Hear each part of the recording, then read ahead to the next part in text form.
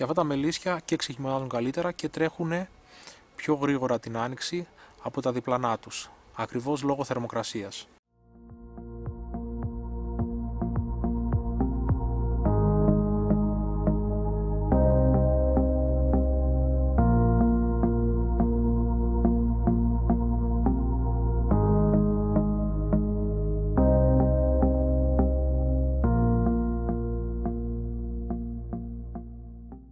Καλησπέρα. Τα τρικυψελίδια τα έμαθα από τον παππού. Αγόρασε 7-8 τρικυψελίδια μαζί με τις πρώτες κυψέλες Langstroth αρκετές δεκαετίες πριν, όταν έγινε η μετάβαση από τα κοκφίνια στις ευρωπαϊκές κυψέλες, και τον θυμάμαι από τα πρώτα μελισσοκομικά βομβήματα να ασχολείται με αυτά. Κάπως έτσι λοιπόν μπήκα και εγώ στο τρυπάκι να τα μάθω, να τα δοκιμάσω, και τα χρησιμοποιώ κάθε χρόνο.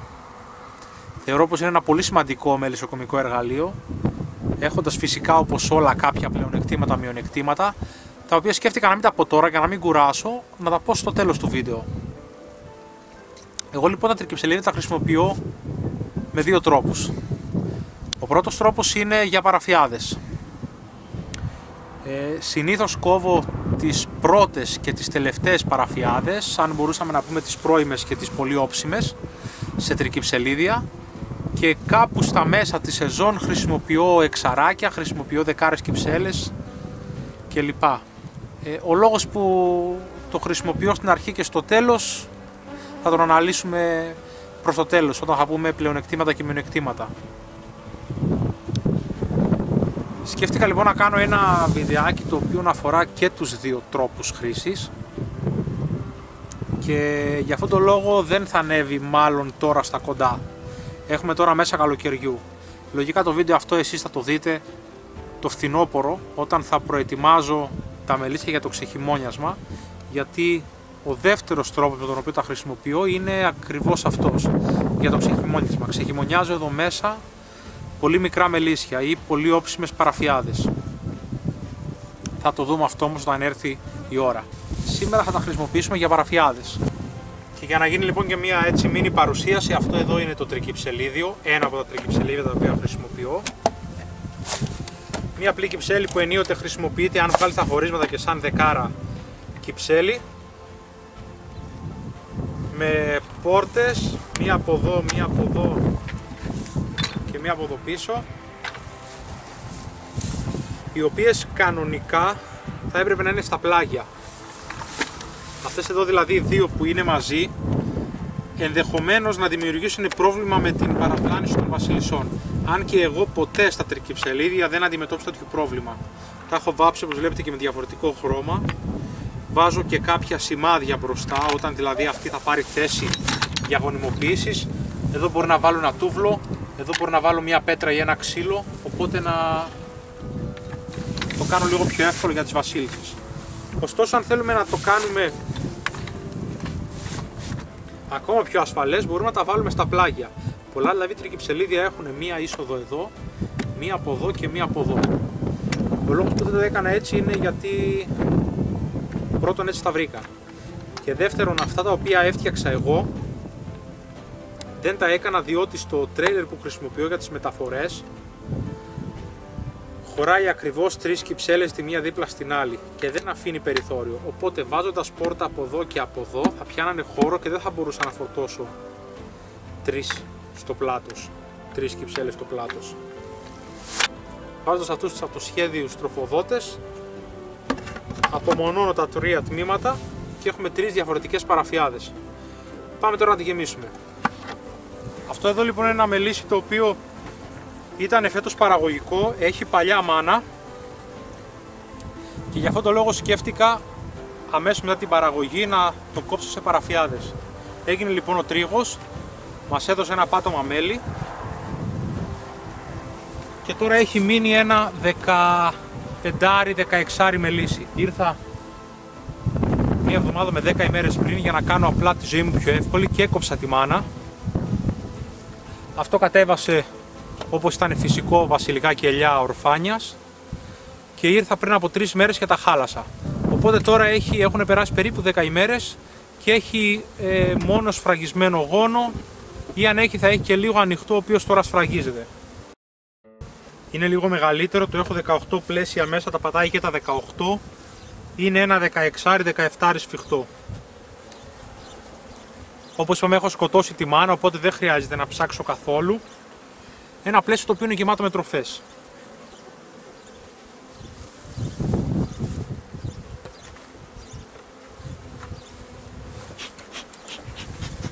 Εγώ όταν κόβω σε τρικυψελίδια, όπως και όταν κόβω σε μπαούλο, κόβω τις παραφιάδες τριάρες. Τριάρες με 1-1,5 γόνο. Ανάλογα για το τι θα βρω μέσα και το τι θα βολέψει. Πάντως η γενική αρχή είναι αυτή. Εδώ έχω άλλο ένα πλαίσιο, βάζω πάρα πολλές τροφές μέσα.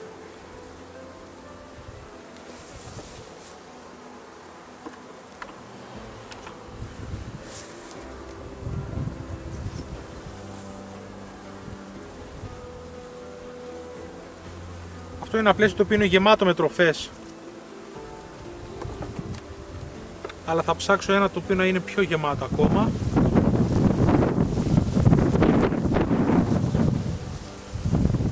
Αυτό εδώ. Είναι πλαίσια τα οποία αν περίμενα λίγο θα μπορούσα να τριγγίσω κιόλας. Εδώ έχει και λίγο γόνο ελάχιστο, το οποίο ξεκολλάτεται τώρα.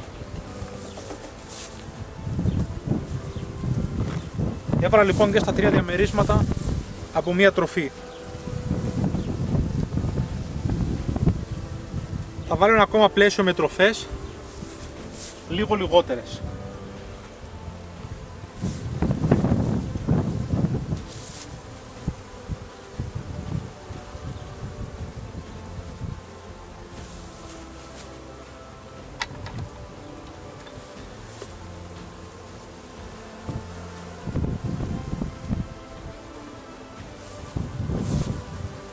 Έχω τελειώσει με τις τροφές.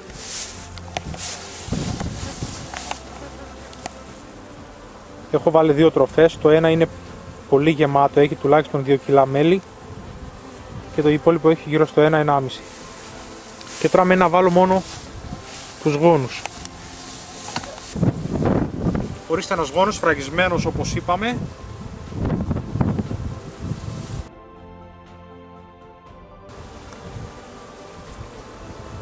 Εδώ έχω άλλο έναν γόνο, ο οποίος εκολάπτεται.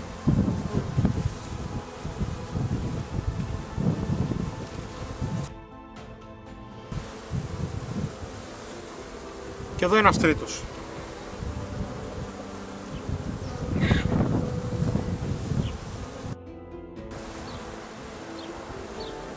Και πίσω μένει περίπου ένα 9 μελίσι.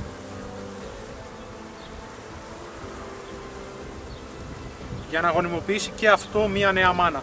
Αυτό μπορούσα να το κάνω άλλες 3 παραφιάδες, αν είχα ένα ακόμα τρικυψελίδιο.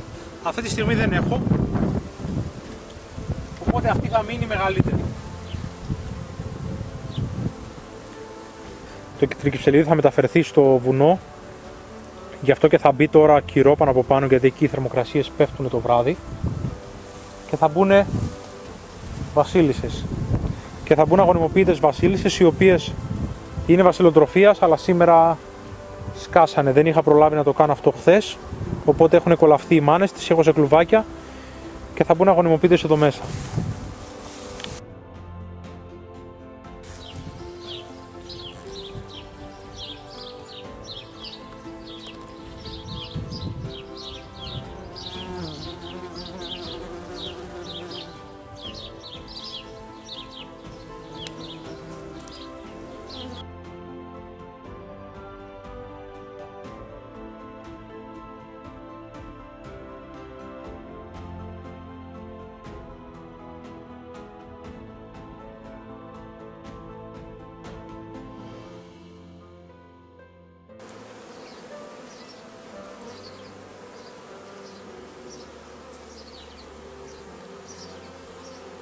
Έχουμε βγένα, αυγά και προνύμφες 2-3 ημερών.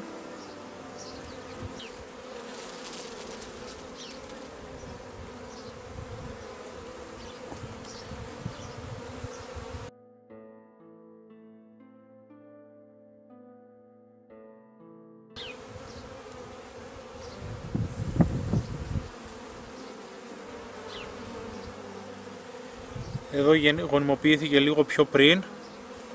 Έχει αρχίσει να σφραγίζει.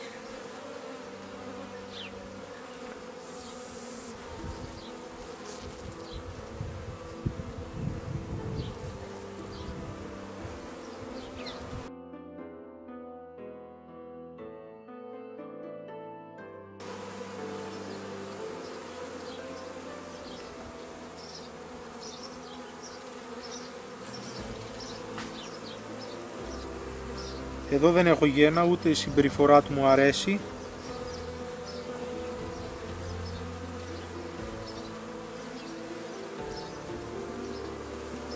Και μάλλον είναι ορφανό.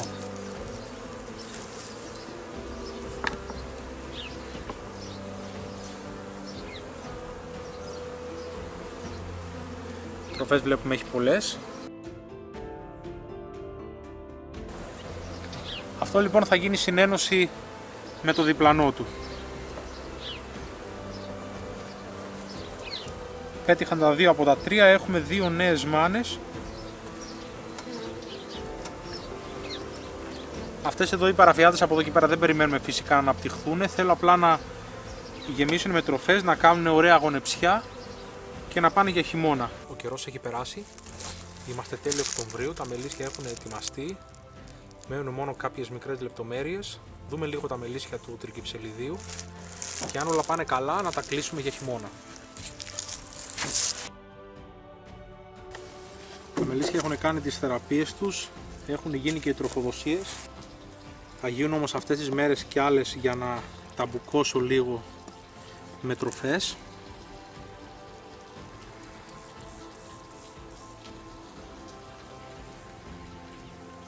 Κρατάμε ακόμα μικρά γονάκια.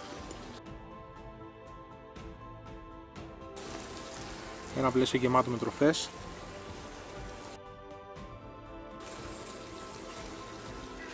Και ένα μικρό γονάκι σε αυτό το πλαίσιο. Αυτό αν σφιχτεί θα είναι περίπου ένα διαράκι, έχει σε 2 πλαίσια γόνο. Γύρες έχει πολλές, μέλια έχει στεφάνια, αλλά πρέπει να γίνουν τροφοδοσίες για να είμαστε ήρεμοι και θα γίνουν τις επόμενες μέρες.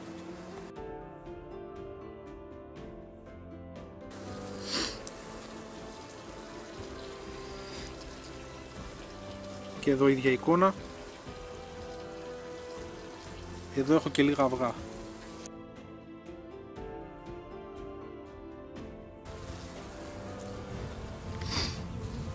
Και αυτό το πλαίσιο είναι όλο τροφές. Λίγο γόνο που εκολάπτεται και κάτι αυγά που έχει ρίξει εδώ στη μέση.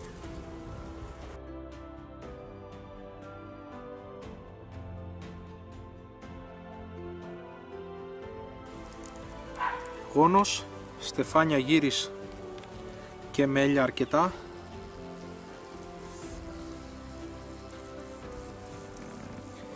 Και λίγα αυγά.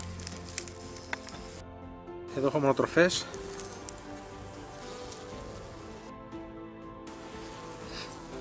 Και εδώ έχω γόνο και στεφάνια με τροφές. Ίδια εικόνα ακριβώς και στα 3.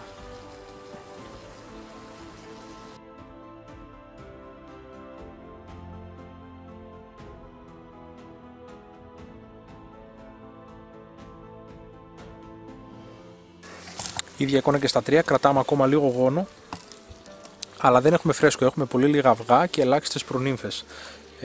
Αυτό το μελίσι όμως βρίσκεται στο βουνό και εδώ ξεκινάνε το ξεγόνεμα νωρίτερα. Αυτό λοιπόν τώρα θα κατέβει στο χυμαδιό και θα κάνει μια ακόμη καλή γονεψιά, αλλά θέλει βοήθεια με τροφές. Για να είμαι σίγουρος, το κάνω γενναίες τροφοδοτήσεις από εδώ και πέρα, για να κάνει πάρα πολλά αποθέματα. Αυτό έτσι όπως είναι, επειδή το έχω κάνει πολλές φορές στο παρελθόν, δεν έχει καμία ανάγκη, θα ξεχειμονιάσουν μια χαρά αυτά τα μελίσια και προορίζονται να δοθούν σαν παραφιάδες την άνοιξη. Θα ξεχειμονιάσουν περίπου στα 2 πλαίσια πληθυσμό, θα πάρουν μια ανάπτυξη και μόλις γίνουν 5-6 πλαίσια, θα δοθούν σε όποιον θέλει πρώιμες παραφιάδες. Αυτό ήταν και το τρικυψελίδιο. Ο επίλογος είναι ο ίδιος με το βιντεάκι που έκανα για τον μπαούλο. Αλλά επειδή κάποιος μπορεί να μην έχει δει τον μπαούλο και να δει κατευθείαν αυτό, θα αναγκαστώ να τα ξαναπώ. Στα μειονεκτήματα είναι ότι χρειάζεται χρήμα για να αγοράσεις τρικυψελίδια. Είναι λίγο δύσκολο να τα φτιάξεις, γίνεται όμως.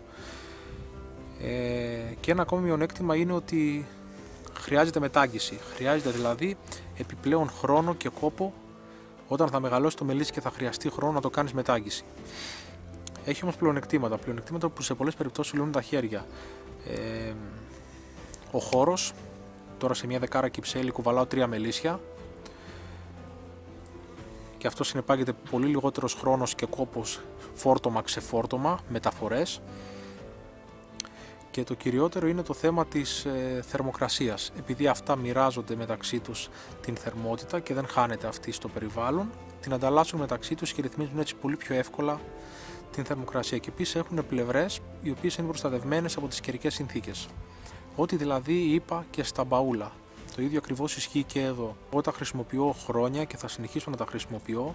Άποψή μου είναι ότι είναι ένα εξαιρετικό εργαλείο, σου λύνει τα χέρια σε πάρα πολλές περιπτώσεις. Δεν είναι έξτρα υλικό γιατί έχει ακριβώς τις διαστάσεις μιας δεκάρας κυψέλης, οπότε βγάζοντας τα χωρίσματα μπορεί να τη χρησιμοποιήσεις και σαν δεκάρα. Αρκετοί έχουν τρικυψελίδια τα οποία έχουν σταθερά χωρίσματα. Για μένα αυτό είναι λάθος, γιατί χάνεις το μεγάλο πλεονέκτημα του ότι βγάζοντας ένα χώρισμα ενώνεις 2 μελίσια, ή βγάζοντας και τα 2 τα ενώνεις και τα 3 και το κάνεις ένα μελίσι. Και μπορείς, όπως είπα και πριν, να το χρησιμοποιήσεις και ως δεκάρα εάν βγαίνουν τα χωρίσματα. Αυτή ήταν λίγο πολύ όλη η παρουσίαση ενός τρικυψελιδίου. Πώς το χρησιμοποιώ, γιατί, ανάλογα με την εποχή, ανάλογα με τις ανάγκες μου και με το μελίσι. Φυσικά έχει και άλλες χρήσεις, όρεξη να έχεις. Μπορείς να το χρησιμοποιήσεις ως τράπεζα βασιλισσών. Είτε για το χειμώνα, οπότε την άνοιξη βλέποντας κάποιο το οποίο είναι ορφανό, έχει χάσει τη μάνα του, παίρνεις μία μάνα από εδώ και τη δίνεις εκεί.